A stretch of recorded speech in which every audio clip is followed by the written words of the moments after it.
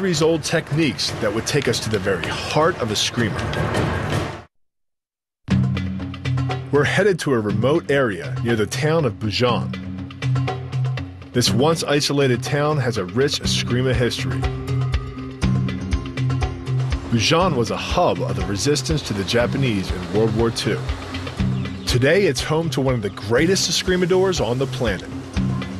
He's Joni Cañete, and he's the Supreme Grand Master of the legendary 12 Paris School where we began our training. He's going to give us the final training we need to stand against Percival Pobleo in our upcoming Eskrima fight. Welcome, gentlemen. Welcome to our mountain quarters. Thank you, Jody.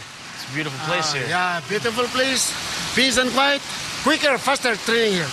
But you should be very careful. You're going to shoot it out. The Grand Master wanted us to focus on the spirit of Eskrima, to condition our minds and our bodies for the intensity of combat. He began with a demonstration of a ritual sword dance called Sayao.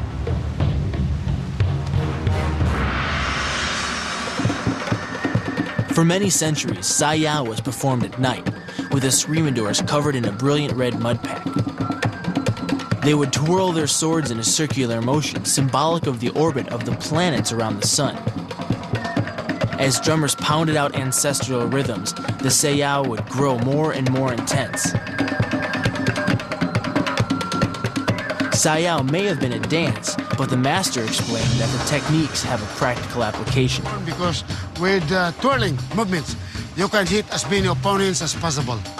Okay? Rather than when just slashing. So it's not just for show, you're actually doing that. So yeah, it's not only for show. Some people think it's for show. It's not. I gotta be honest, it still looks pretty cool though. Well, I've been doing it for 60 years. Then it was our turn to practice. But we had an extra challenge.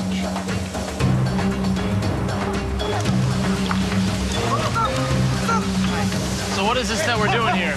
They're practicing our basic training exercise and also to train them on how to balance for our footworks.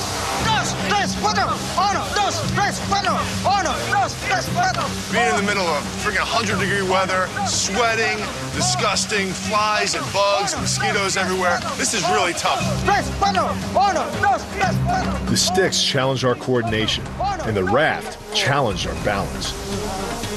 One misstep, and it would be easy to tear a tendon. What am I gonna take away from this? I am gonna be very conscious of where the heck that stick is and my feet are in this fight.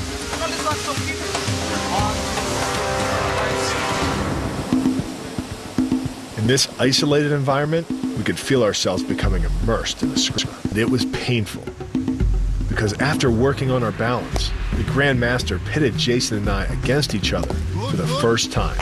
Very good. But instead of our lightweight rattan sticks, the Grand Master had us use metal rods wrapped in a thin layer of foam padding. The metal gives the sticks the weight and stiffness of a real bestow. Oh my God! I heard that one whiz. That's a good snap. That's a good snap. I have an edge on Bill since I've had more background in stick fighting, God. but man can he swing those things. Oh my God. Put it low. Okay. Now, you like it? How you like it?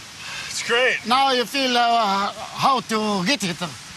There's a steel bar in here. It hurts like hell when you get hit, and you feel it every time. You strike, I block, Okay. I check out. You strike again, I strike. That's it. Okay, we're running. Block, very good, block, there. See? Go low. Okay, go up. Good. Circle.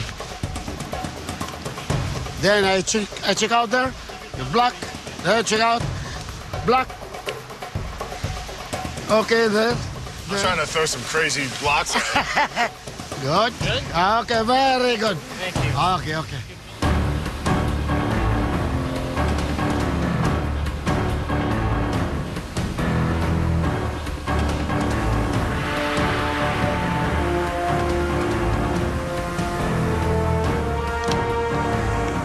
The training never seemed to stop.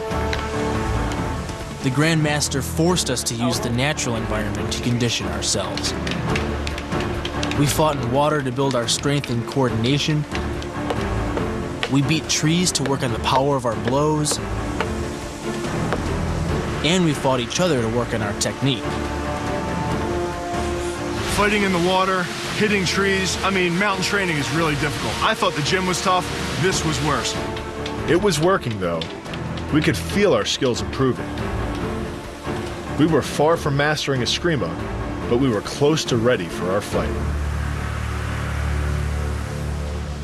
On our final day of training, the Supreme Grand Master of Dosai Paris took us aside.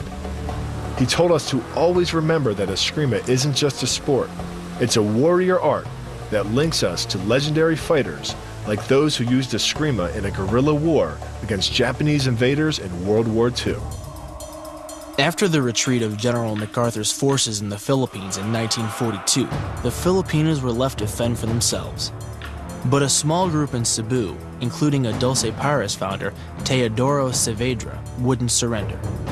Teodoro and his guerrillas fought the Japanese for 2 years, using Eskrima when other weapons weren't available. In the end, Teodoro was captured, tortured, and killed before U.S. forces finally drove the Japanese out of the Philippines in 1945.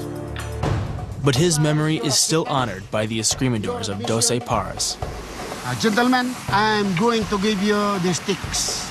These sticks symbolize your acceptance to Dosai Paris.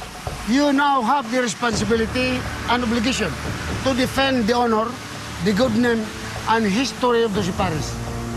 Made from camangong, a rare tropical hardwood found in the rainforests of the Philippines, these are real fighting sticks, reserved for real Escrimadores. I wish you to put up a good fight tomorrow.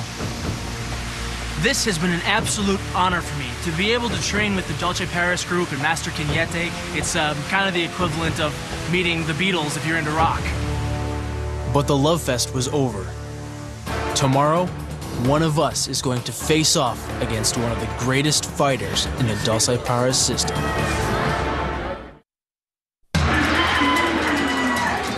We showed up at the venue, a rural arena outside Bajan.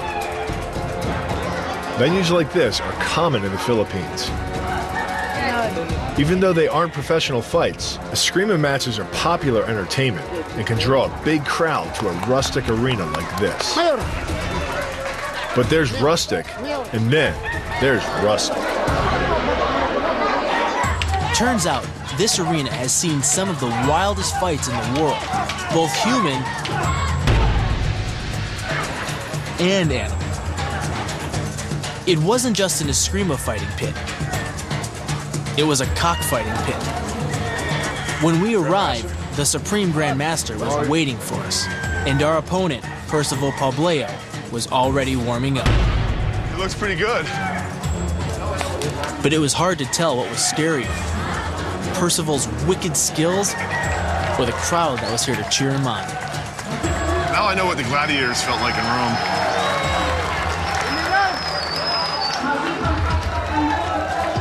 And if the crowd wasn't intimidating, I hope they're kidding.